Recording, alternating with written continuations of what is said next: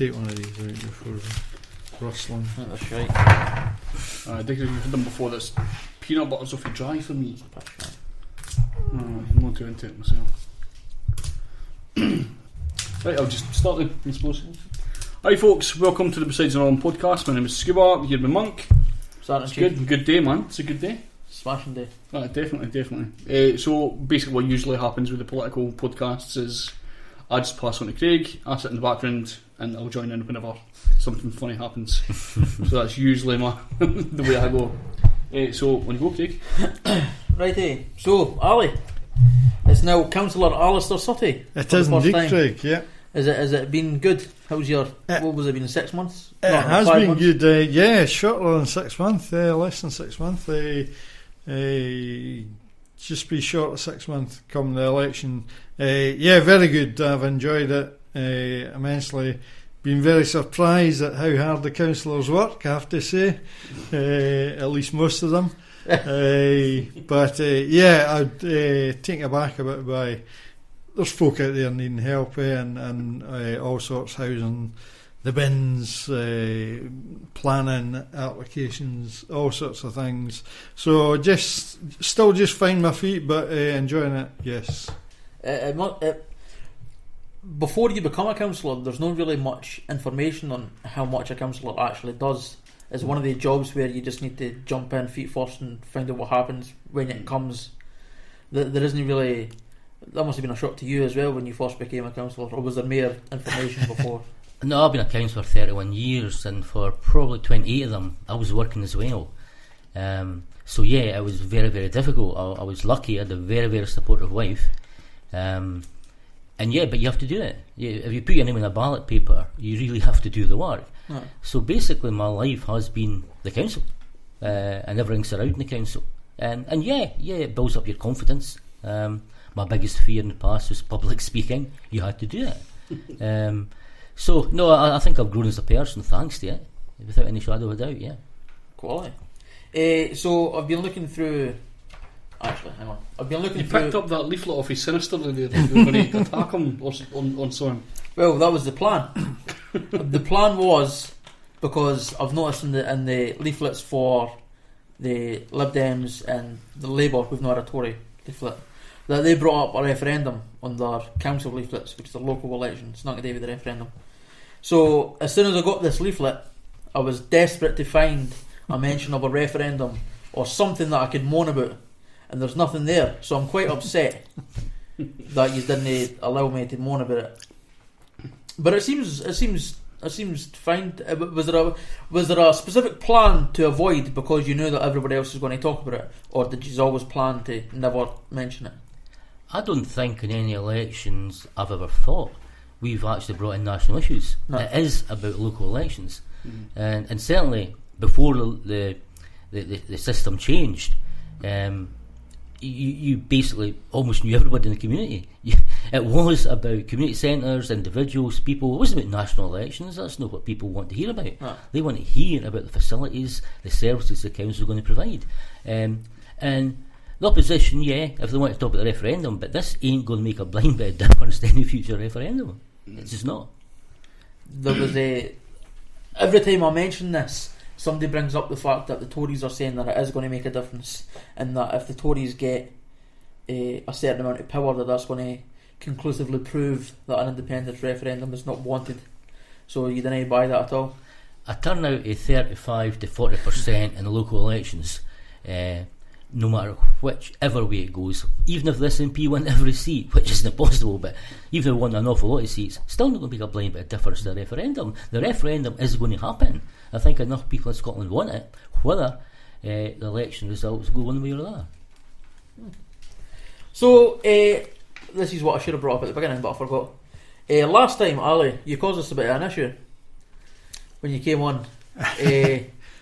We ended up getting a bit of an argument with some Labour people. Yeah. And to the point where Peter Grant had to issue a statement as well, which made us feel important. But do you remember what that was about? Was that the fracking issue? Underground coal gasification. Underground coal gasification. Is there any plans to cause another argument like that? No plans Because that at all. does the podcast very well. I think what I said was perfectly straightforward. We've got no plans to allow UCG, so we can't see it being an issue, and certainly not on a local council level. I was pretty fun that day because we had to put the podcast a bit early just because we got a response for somebody that was representing Colin Davison. It wasn't actually Colin Davison's words. And then when we put the podcast, there was a couple of people who started moaning at us, and then SNP members came in and started moaning at them. I was like, oh Jesus, right, Yeah. this is going to be fun for the next wee while. So I tried to be as unbiased as possible by criticising both sides, and then Labour moaned at me for criticising Labour, forgetting the fact that I'd also just criticised the SNP as well, but I was biased. Yeah. So they're not coming on the podcast this time. Oh dear. We were at a meeting for that universal basic income thing. Yeah. And there was a guy, Robin Clooney. I don't know if you know Robin Clooney. Yes, I Yeah, know. Might we know. know. Because I was speaking to him outside and we were talking for 3 minutes. I was like, I do a podcast, and he was like, "These are the guys that had Alistair Suttie on." I was like, because you must have been part of that huge argument that was happening. So he was the other one that listened to it. Yeah, there you go. I was excited when he mentioned that. I was like, "Oh, we are famous. That's cool. That's cool." But aye, That was fun. I liked that. I quite enjoyed that. That's good. That's what politics are about. I mean, No, So a wee bit of arguing. It's always fun. Right. So you support community facilities. Yeah. Community facilities are assets, not liabilities. So you're talking about keeping community centres open, for keeping libraries open. Yeah. So what we've seen is that the argument is that the SNP are complaining about Labour's cuts, and Labour are complaining about the SNP's cuts. Right. So what are the SNP's cuts? Right, well, first of all, the politics is that the Labour Party always overstate the level of cuts. Now, in reality, over the last 4 years, the Labour Party have picked up £61 million in surpluses over the budget. So what that means is if year one they say, oh, the cuts are terrible, there's £20 million cuts we've got to put through, then the financial year ends and suddenly you find Labour have actually created a surplus of £15 million, which means that the cuts should maybe only been £5 million. They have picked up £61 million in surpluses. Over and above that, they've paid £50 million for equal pay settlements. Now, in this financial year, Labour are saying the SNP have cut £16 million.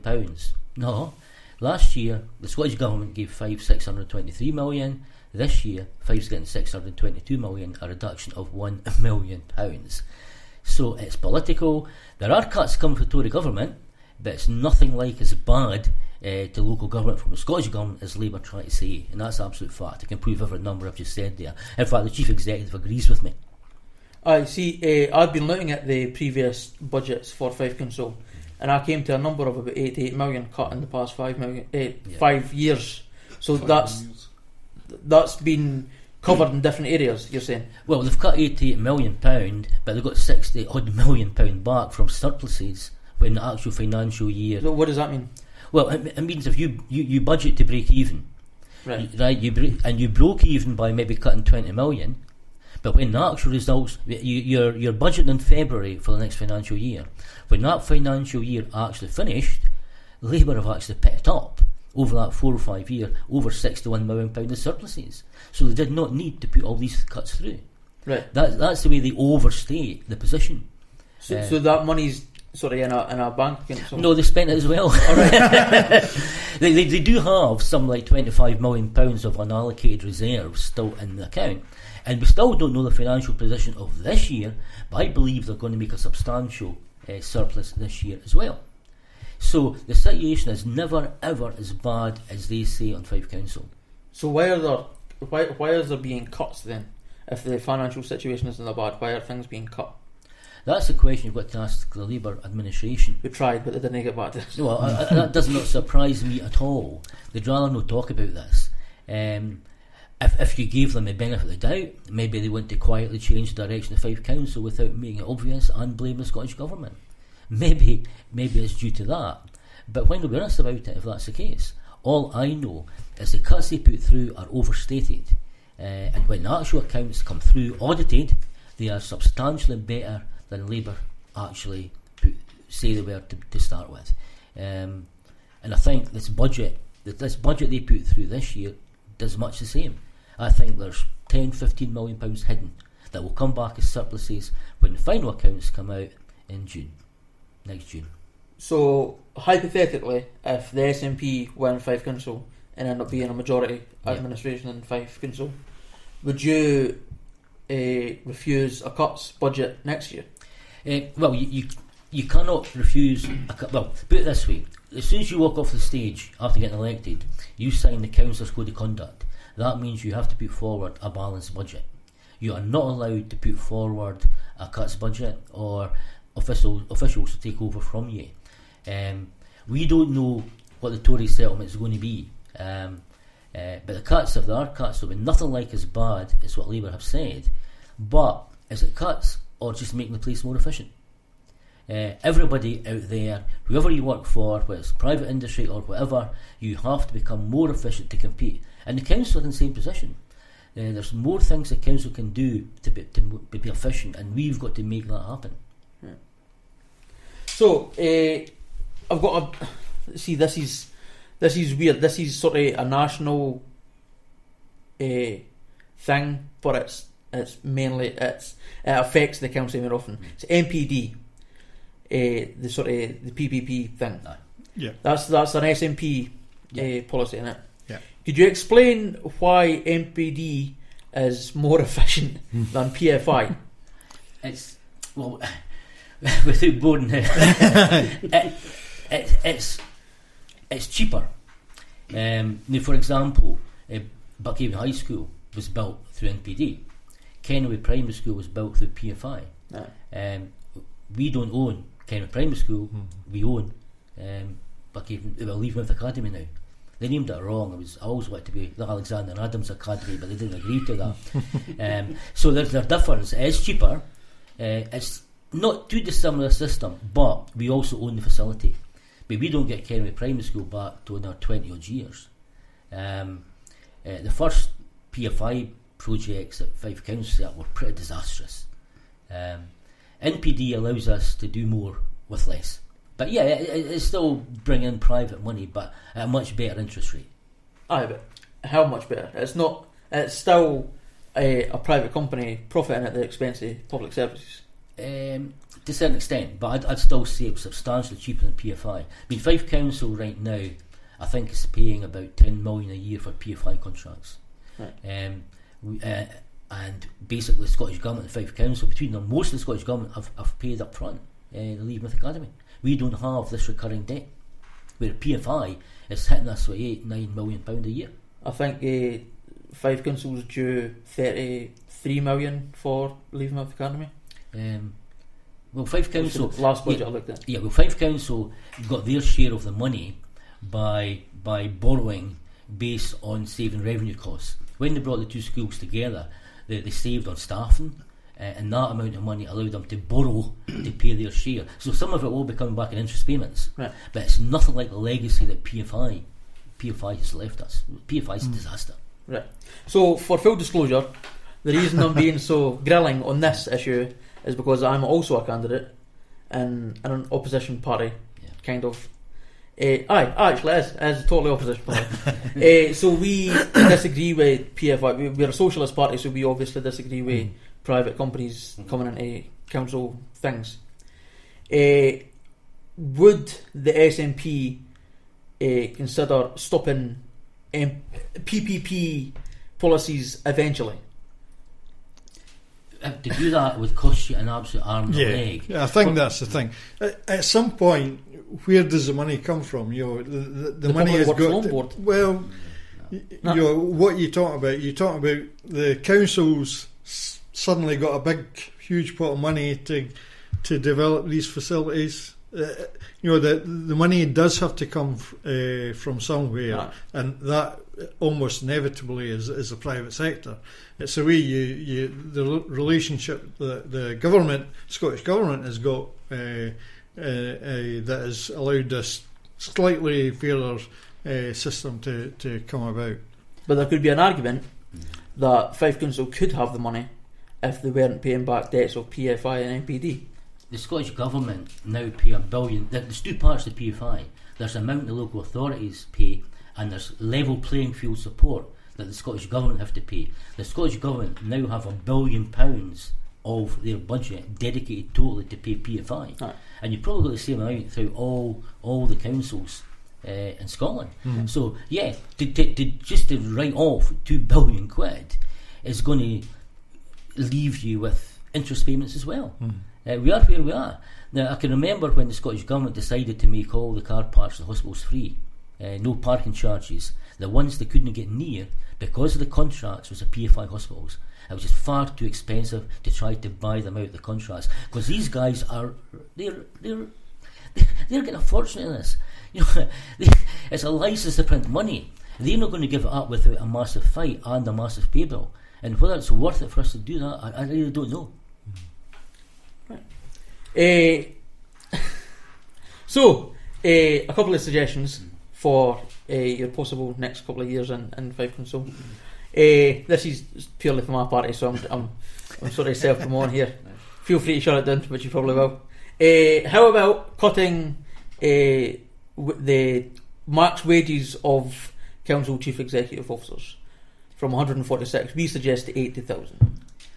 Well, these guys are all tied in with national agreements, but the bottom line is, when it comes to the crunch, when you've got an £800 million budget at Fife Council, reducing a couple of guys with 80,000, no, even if it was 10 of them, you've got £800,000, but then you've got to cut it all the way down. I mean, most of your seriously highly paid people now tend to be head teachers. There are actually head teachers out there getting an awful lot of money because of the responsibility they've got. So yeah, I mean, you could argue they should reduce their salary, but over the whole scheme of things, it's not a lot of money. It's a few jobs though. We've calculated that some of the top people in Fife Council now are obviously Steve Grimmond, who's on about 146 grand, and then there's about 20 or 30 people that are above 80 grand. What? And we've calculated that stopping that would save between about $1 million and $3 million a year. So that's a good few amount of jobs. That's a feasible thing, surely, right? Yep. If you're into a situation where these guys are all tied up into contracts and everything, it'll take you years to work your way through the morass. It really will. I know what you're saying, but when you look at some of the salaries paid in the private sector, for example, Tullis Russell wasn't there anymore. When I was there, our chief executive was getting over £200,000. There was 450 people worked there. Grimmond's responsible for 18,000 people, plus an awful lot of very, very important stuff concerning people's lives. They need the responsibility, and to get good people to do that job, you've got to pay well. I know what you're saying. It'd be nice. It's not just in Fife Council. You can consultants in the health service, all that. But I think we're masking the situation where let's actually make ourselves more efficient, better, and increase wages for everybody, rather than start reducing wages for the top down. Yeah. Obviously, these salary levels are not decided by Fife Council anyway. They're decided by COSLA, as far as I understand. Fact is, there is a market, like it or not, there is a marketplace there, and if you want the better folk, then unfortunately you've got to pay the wages, and until you get an overall level, a wage level coming down, and that is that in Scotland or UK wide, whatever. You've got to compete in the marketplace. That's the thing, and it's not nice. I know where you're coming from, but it'd be great. It'd be great to. It is. So it's easy to look at it on paper. You agree, though, work out the savings. Nice, you agree that would be nice. You just think it's unfeasible. It's just unfeasible as a thing. It isn't feasible, because somewhere down the line you're going to have people who are prepared to take the responsibility for big jobs. And if there's a tiny margin between what they get and what the person below them gets, they're not going to do it. And to a certain extent, we find that in education. A really good school, by and large, is driven with a really motivated, good head teacher. You've got people who are quite happy to work for the head teacher, maybe deputies or whatever, but are not quite prepared to take that role themselves. You have to pay to get good leadership. So that was just me starting shit a wee bit. I quite enjoyed that aspect of this podcast. It's quite fun. So, to get on a more fun part of the topic, campaigning. Yeah, campaigning is fun, isn't it? Yeah, I can was just be. finished campaigning. Can be. Yeah, definitely. It's it can be fun and it can be bloody hard. I have to say, but it's fun. We get a few laughs along the way. That's for sure. And everybody's into social media now, so lots and lots of selfies getting taken and posted. And that's good. It keeps morale up and it makes other folk think, I'll maybe join in here now that wouldn't have done before. I am the least unphotogenic person on the planet, and yet I'm constantly stuck. Like, stand in front of this flag and we'll take a picture of you smashing. That's good. So I'm curious, because we might get different reactions because they be in different parties. Mm-hmm. How are you being reacted to by people generally? I find it very positive. Right. Really, personally, a lot more folk are kind of recognising me. I kind of know who I am now. I'm not saying that from an ego point of view. It's just a fact. There is a more general recognition. That's the one of the posters. Yeah, and but I think going around the streets and talking to folk in their garden, the general mood of folk to me anyway is much more positive. And from a few years back, you'd get chased for a few streets, but that doesn't happen now. You still get the odd person running after you with a leaflet and saying, "Here's, I'm not wanting this," or words to that effect. So the reason I asked is because we were leaving yesterday. Obviously, we're a small socialist party, so we're not getting the people that hate the SNP or hate Labour. We're sort of in the middle. And what we've noticed is that half the people totally love the SNP and half the people can't stand the SNP. And there's never somebody that's sort of like, I could either vote for the SNP or Labour. It's sort of one or the other. Do the people that tend to hate you tend to just walk past, or do they? I'm guessing they didn't seem to say stuff. Some do. Some do. Oh yeah, we tend to know who they are and where they stay now. And there's absolutely no point in antagonising anybody. If somebody's going to throw a leaflet back at you at the door, I'm not going to put one through the door to start with. There's absolutely no point, But no, I think I think things are going our way in terms of national question. I'm going to talk national politics now. All right, that's fine. That's fine. I think it is. I think there's more people prepared to think. I think all the fibs for 2014 are getting found out one by one. So I think you could tell by the reaction the Tories' reaction, the Tory press, who have launched their campaign against independence already, and we've not even started. Right. We haven't even started. We're maybe a year or two away. So I think things are going well. But yeah, there are some people who just don't like it. Some, it's just because they've no seriously thought about it. Some are just terrified. Particularly old-age pensioners. They think they're going to lose their pension. They're not. So yeah, I'm more confident about the future now than I've been for a long, long time. Local elections are local elections. You're looking at a turnout 35 to 40%.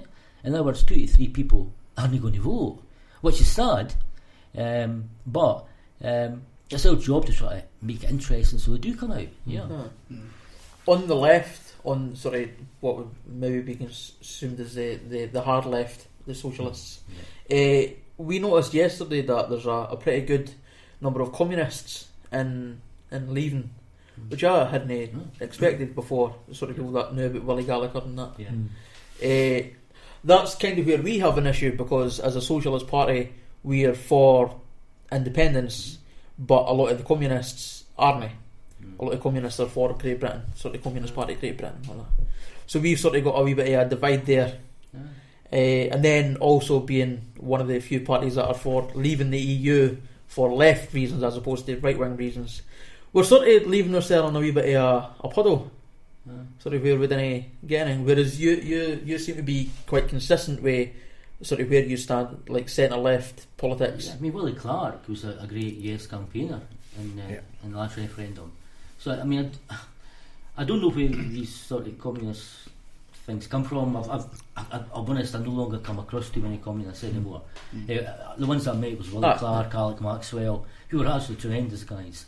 But other than that, I've not really met too many now. The sort of the main one that we know about is Tam Kirby. Yeah. No, he basically, he's not an independent supporter at all. Well, and my big question to these guys, that means, guys, you're going to leave us with Tory government for 30 years. You know, just justify that to me, please, from a lay perspective. Please justify it. You know, I find that position particularly ridiculous. I'm on you with that. I quite like Tam and I like his politics, but I can't comprehend sort of being that far left and then also being for Britain. It seems weird to me. So I've got a final cheeky question. So you're campaigning sort of 1 and 2 SNP. Have you got a third option in mind? I mean, can I suggest one? Are you trying to? Well, I think you're trying. I mean, it's up to individual. I mean, listen, we're not going to tell other people. If people want 2 SNP candidates here, the way to do it is to try to equalise the first preference votes, and that's what we're trying to suggest to people to do. I've got an advantage because my name starts with A, Alexander. I mean, if everybody's went down the list, because it's alphabetical, giving me 1 and Suttie 2, I'm going to get elected, but Ali's no. You know, that's the way it works. So we're trying to equalise the votes. So in Windigates and Kenway, we're asking people to vote me 1, Ali 2, and the rest of the ward, Ali 1, me 2. You know, I all I'll say is this: I will not be voting any other preferences for any of the unionist parties. So do you not buy the vote to you vote thing? No, I don't buy that at all. You the same? Well, yeah, I'm of the opinion that I'm an SNP supporter and that I would find it hard to vote for anybody else, you know, and there would be no how would I justify that to myself to give support to anyone else? Well, I'll give you a reason, right? Because I'm quite a big fan of the vote to you vote thing for the past 5 days of caring how the system works. So say it turns out that you two get elected, and then Tom Adams gets elected, and then a Tory gets elected, and that's because there's been 1 extra vote that's went to a Tory that hadn't went to Lugar. Would you be able to justify that? No, there's nothing we can do to stop that from happening. I mean, once you get further down the list, it's very, very difficult to work out exactly which tactic is best. I'll be voting for that. It's almost impossible. I'll be voting for 4 candidates. I will. I'll be now 1, 2, 3, 4 on 4 candidates. But then which ones? Well, no, I'll let you work that. It's not difficult. It's not really difficult on that one. But there's nothing we can do in the way the system works to stop other people getting elected. You can't. And if you vote for Tory or Labour, you could eventually somehow make these votes transfer. If you don't vote for them, they don't transfer anywhere. You know, but we can't stop it because it's going to start on first preferences. If they've got enough preferences to stay in, then the second and third preferences kick in. We can't stop that. You know, so you've made me double question my vote to you vote system now. Yeah. Oh, I didn't understand the council thing. How long has it been this system? It's only been a couple of elections. This is the second full election. So what was it before? Was it just first past the post? Smaller wards. You know, it was individual wards. Which was good. I mean, I liked first past the post. And the strange thing, under first past the post, most candidates didn't get elected. Under this system, most candidates probably do get elected. But at the same time, it is based on a sort of proportional representation. But it does multiply the size of the ward by a factor 3 or a factor 4. So with best will in the world, you cannot have the same intimacy with that ward because it's too big. You know, but it's still a good way because you do tend to work together, and we do in Leavenmouth. They us do work together. It's not the same in other parts of Fife where it's outright warfare, but in Leavenmouth we do work together. That's an absolute fact. And I regard Charlie Harvey, who's leaving now, as a personal friend of mine. You know, without a doubt. I mean, Charlie gave me. Is he Labour? Yeah. Charlie's got an OBE for Piper Alpha, and he fought in the Falklands War, and I'm absolutely privileged that I was actually leafleting down there the day there, and David, come in. and he gave me a Piper Alpha book, and he signed it to my good friend David Alexander. So we I mean, you get politics at a higher level, and maybe in Fife House, but locally, I regard us all as friends. You can have political differences and still not hate each other. Absolutely. I think that's perfectly fair. So, you got anything else you just want to bring up, like a statement of support for solidarity, or?